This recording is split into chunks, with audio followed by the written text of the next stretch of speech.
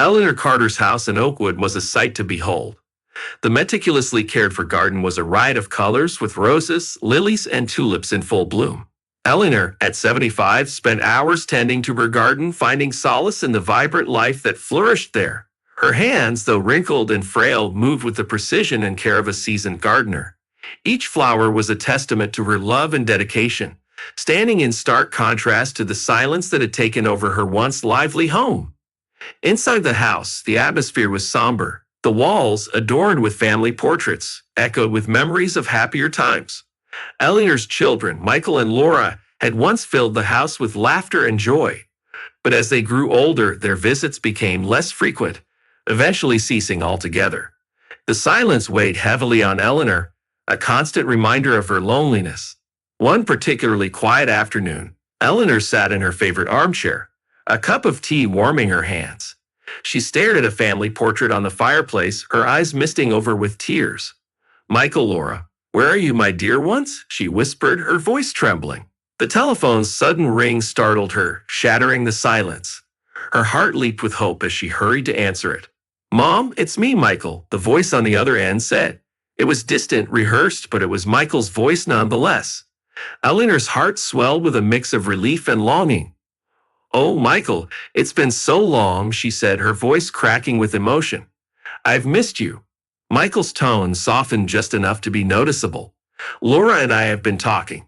We need to spend more time with you. How about a visit?" The prospect of seeing her children filled Eleanor with a joy she hadn't felt in years. She began preparing for their arrival, her spirits lifted by the thought of reuniting with her family. She cooked their favorite meals, dusted off old photo albums, and even added a few new plants to her garden in anticipation of their visit. When Michael and Laura arrived, their presence brought life back into the house, filling it with laughter and stories of their lives in the city. They talked about their high-profile jobs, their bustling social lives, and the latest trends. But beneath their bright smiles and animated conversations lay a hidden agenda. Michael and Laura were facing financial ruin, and they saw their mother's house as their ticket out of debt. As the days passed, Michael and Laura's visits became more frequent. They showered Eleanor with gifts, helped with household chores, and made all kinds of affectionate gestures that fueled Eleanor's hope of having her family back. One evening, Michael broached the subject that he and Laura had been rehearsing. "Mom," he began, his voice gentle yet firm, "how about selling this house and coming to live with us in the city? We miss you, and you deserve to be with family." Eleanor was taken aback by the suggestion. She loved her house. It was filled with memories of her late husband and the children's childhood. But the idea of living with her children, seeing their faces every day, and sharing their lives filled her with emotion. I don't know, Michael," she stammered. "This house means so much to me." Laura joined in, her voice soothing and persuasive. "Mom, we understand, but we'd also miss you terribly. You shouldn't be alone here. Think about it. You'd be with us, and we could take care of you." Eleanor pondered over their words for days, torn between her love for her home and her longing for her children's company. Finally, she made a decision. "Michael, Laura, I've thought a lot about what you said," she began, her voice trembling. "And I've decided to sell the house and come live with you." Michael and Laura exchanged a quick, furtive glance, their faces masking the satisfaction they felt. "Oh, Mom, we're so happy," Laura exclaimed, hugging Eleanor. "You'll love the city, I'm sure." With the decision made, things moved quickly. The house was put up for sale, and to Eleanor's surprise, it sold in no time. She found herself surrounded by boxes, her belongings packed up for the move. As she packed her photo albums, a twinge of sadness hit her. "I'm going to miss this place," she said softly, caressing the frame of an old photograph. "Don't worry, Mom," Michael said, putting a comforting arm around her shoulders. "You'll love the city, and most importantly, we'll all be together." At that moment, Eleanor didn't notice the complicit look exchanged between Michael and Laura. She was far from imagining the true intention behind their comforting words. The night before the move, she sat in her garden one last time, soaking in the tranquility. "This is the last time," she whispered to herself, tears streaming down her face. "But it's worth it for my children."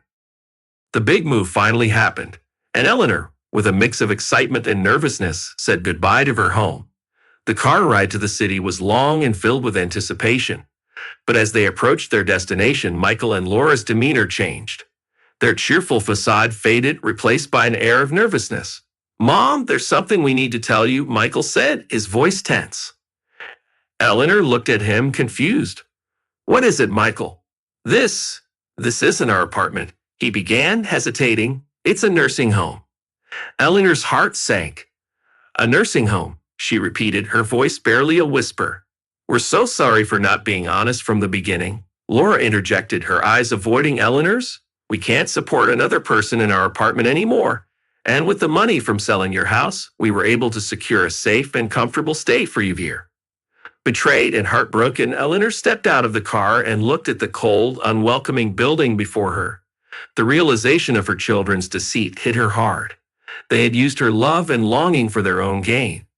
As she walked inside, the vibrant life of her garden seemed like a distant memory, replaced by the stark reality of her new, lonely existence. The once lively house of Oakwood with its beautiful garden now stood empty, a silent witness to the betrayal of an elderly woman's trust. And thus began Eleanor's journey into a new chapter of her life, one filled with unexpected twists and a search for true companionship. Eleanor Carter stood at the window of her small clinical room in the nursing home, her eyes scanning the distant skyline of the city. She felt the crushing weight of betrayal and loneliness. The once vibrant flowers of her beloved garden were now just a memory, their colors fading with each passing day in her mind. Eleanor knew she had to find a way to reclaim her life and spirit even in this bleak place. Days turned into weeks, and Eleanor struggled to adjust to her new environment. The bustling city outside was a constant reminder of her displacement, but within the walls of the nursing home, time seemed to stand still. The other residents were kind but reserved, their own stories of abandonment and loss reflected in their eyes. It was a chance encounter that would ignite the spark of hope in Eleanor's heart. One sunny afternoon, as Eleanor sat alone in the nursing home garden, a small boy with curly hair and bright blue eyes ran up to her. "Hi, my name's Noah," he exclaimed, holding out a dandelion. "This is for you." Eleanor's heart warmed at the child's innocence. "Thank you, Noah," she said, accepting the dandelion with a smile. "It's lovely." Moments later, a woman and a man, likely in their mid-30s, approached, slightly out of breath.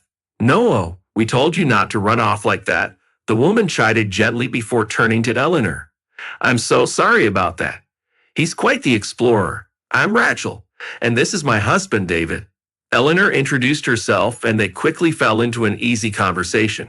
Rachel and David had moved to the neighborhood recently, and often brought their children, Noah and his older sister Emma, to the nearby park. They had noticed Eleanor sitting alone on many occasions, and decided to introduce themselves. As the weeks went by, Rachel, David, and their children became frequent visitors. They brought a warmth and energy that Eleanor had desperately needed.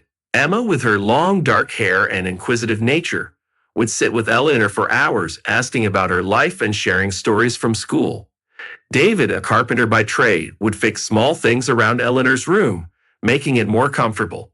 Rachel, with her compassionate demeanor, sensed the deep sadness in Eleanor. One evening, over a cup of tea, she broached the subject delicately. "Eleanor, we can't help but notice that you seem unhappy here. Have you ever thought about moving out?" Eleanor sighed, the weight of her situation pressing down on her. "I have, Rachel, but where would I go? My children sold my house and took the money. This is all I have left." Rachel and David exchanged a glance, a silent conversation passing between them. "There might be a way," David said, his voice steady. "You see, we've been looking at a small house nearby. It's in desperate need of repair, but with a little work, it could be beautiful again." Eleanor's eyes widened with cautious hope. "A house, you say?" Rachel nodded. "Yes, and we'd be honored if you consider living there. We can help you with the purchase and the renovations. We want to see you happy, Eleanor." Tears filled Eleanor's eyes, but these were tears of gratitude. "I don't know what to say," she whispered. "Thank you, truly." With newfound determination, Eleanor decided to take a leap of faith. Using the modest savings she had secretly set aside over the years, she joined forces with Rachel and David to buy the house. The day she left the nursing home, her heart was light, filled with anticipation for this new chapter. The house was in worse condition than Eleanor had imagined. The roof leaked, the paint was peeling, and the garden was overgrown with weeds. But where others saw decay, Eleanor saw potential. With Rachel, David, Emma, and Noah by her side, she began the laborious process of restoring the house. David's carpentry skills transformed the once dilapidated structure into a cozy home. Rachel's eye for design brought warmth and charm to the interiors. Emma and Noah, with their boundless energy, helped Eleanor plant a new garden, one that soon burst into color, reminiscent of the one she had left behind. One day, while cleaning out the basement, Eleanor stumbled upon an old, dusty chest hidden in a corner. Her heart raced as she opened it, revealing a stunning collection of jewels and gold. She was stunned, hardly able to believe the fortune she had discovered. She decided to keep this a secret, not even sharing it with Rachel and David. Eleanor knew her children would come back if they knew about the treasure, and she wanted to protect this newfound happiness from their greed. As the house slowly transformed, so did Eleanor's spirit. She found joy in the simple things: Noah's laughter, Emma's curiosity, Rachel's friendship, and David's steadfast support. This new family she had found filled her days with love and purpose. Despite the physical demands of the renovations, Eleanor's health continued to decline. She knew her time was limited, but she was determined to make the most of it. She called her lawyer and made arrangements for her will, ensuring her hidden fortune would be used meaningfully.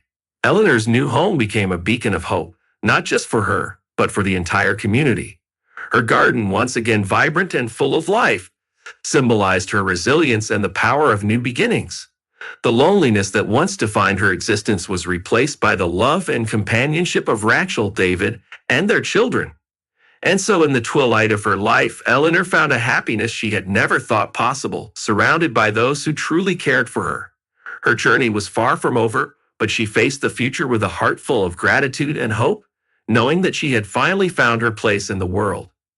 Eleanor Carter's twilight years were spent in a cozy house filled with the laughter and love of her newfound family. Rachel and David, along with their children Emma and Noah, had become the center of her world. The house, once dilapidated, now stood as a testament to their collective effort and Eleanor's indomitable spirit. But as her health waned, Eleanor knew she had to make decisions that would secure the future for those who had shown her true kindness and love. One chilly evening, as the family sat by the fireplace, Eleanor's mind was miles away, contemplating the hidden fortune she had discovered in the basement. She knew revealing it would bring unintended consequences, especially with her own children, Michael and Laura, lurking in the background. She had to act wisely. The next day, she called her lawyer, Richard Thompson, a man she had trusted for years. Richard arrived promptly, his demeanor serious but kind. They sat together in Eleanor's sunlit kitchen, the smell of freshly baked cookies filling the air as she laid out her final wishes. "Richard, I want half of my fortune to go to charity," Eleanor said, her voice steady. "The other half should be entrusted to Emma and Noah. They are my family now, and I want to ensure their future is secure." Richard nodded, taking meticulous notes. "Of course, Eleanor. I will make sure everything is handled as you wish." As Eleanor signed the documents, she felt a sense of peace wash over her. She knew her legacy would live on in the lives she had touched and the kindness she had received in return. Little did she know, this act would set off a chain of events that would shake the small community of Oakwood to its core. Eleanor's health continued to decline rapidly, and it wasn't long before she passed away peacefully in her sleep, surrounded by her adopted family. The grief that engulfed Rachel, David, Emma, and Noah was profound. They had lost more than a friend. They had lost a beloved member of their family. The day of the will reading arrived, and the lawyer's office was filled with a mix of anticipation and tension. Michael and Laura, having heard of their mother's passing, had returned to Oakwood, driven by the hope of inheriting her estate. They sat opposite Rachel and David, their expressions a mix of impatience and greed. Richard Thompson began reading the will, his voice echoing through the room. "To my children, Michael and Laura, I leave my heartfelt hope that they find happiness and peace in their lives." Michael and Laura exchanged confused glances. "To the charities I have supported throughout my life, I leave half of my fortune, ensuring my commitment to helping those in need continues." The tension in the room thickened as Richard paused, adjusting his glasses. "And to Rachel and David's children, Emma and Noah, I leave the remaining half of my fortune. They have brought immense joy and love into my final years, and I wish to secure their future." The room erupted in hushed whispers, Michael and Laura's faces contorting in anger and disbelief. "This is outrageous," Michael shouted, standing up.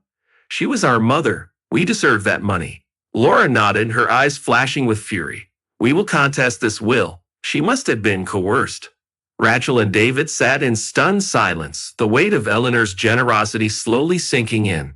Richard remained calm, his voice steady. Eleanor was of sound mind when she made these decisions. The will is legally binding. The days following the will reading were fraught with legal battles. Michael and Laura hired lawyers, attempting to prove that their mother had been manipulated. But Eleanor's meticulous records and Richard's testimony upheld the will's legitimacy. The court ruled in favor of the will, leaving Michael and Laura defeated and humiliated. In the aftermath, Michael and Laura left town, their dreams of easy wealth shattered. They retreated into the shadows of their own lives, estranged from the community and each other. Meanwhile, Rachel and David faced their own moral dilemma. They had never expected such a fortune and felt overwhelmed by the responsibility that came with it. "We can't accept this," Rachel said one evening, her voice shaking. "Eleanor was our friend, not our benefactor." David took her hand, his expression thoughtful. "Perhaps we can use it to honor her memory. We could establish a scholarship fund, help the underprivileged children in Oakwood." "That's what Eleanor would have wanted." Rachel nodded, tears in her eyes. Yes, that's exactly what she would have wanted. And so Eleanor's legacy began to take shape. The scholarship fund was established, providing opportunities for children who would otherwise never have had a chance at higher education. The house, restored with love and care, became a symbol of Eleanor's enduring generosity. Emma and Noah, though young, understood the gravity of Eleanor's gift. They promised to uphold her values, dedicating themselves to helping others. The community of Oakwood was transformed by Eleanor's legacy, her story of resilience, love, and generosity inspiring all who heard it. Eleanor's house, now a beautifully restored home, stood as a testament to her life. It was more than just a structure. It was a beacon of hope and a reminder of the impact one person can have on the world. Her garden, once again vibrant and full of life, symbolized the love and care she had given and received. As the years passed, Eleanor's story became a cherished part of Oakwood's history. Children grew up hearing tales of the kind elderly woman who had turned her heartbreak into a legacy of love. And through it all, the memory of Eleanor Carter lived on, a shining example of how generosity and kindness can change lives forever.